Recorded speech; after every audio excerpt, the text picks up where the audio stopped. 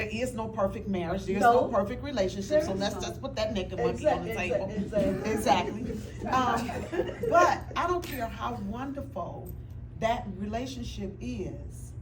There is still something inside of me, or something that God has called me to do that my husband can't give to me. Absolutely. That's why when we counsel people getting married, my husband and I, we tell them you can't get all of your satisfaction from that one relationship, right? Mm-hmm. And so we encourage them to know who they are. In our book, in our marriage book, we talk about growing individually as we grow together.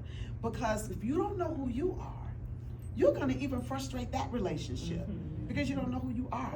But the fact that you realize that there's more to you than just being a wife, just being a mother, because the kids are going to grow up. And that's what's happening. And they're supposed to. Absolutely. You raise them to leave, right? I love my son, but you know, the first time he told me he had to check with his wife or something, I was like, wait, what? You got to check with I'm used to you when I say this what we doing, and he said, well, I need to check with Jazz. I said, oh, okay. He put me in my He let you know. He let me know.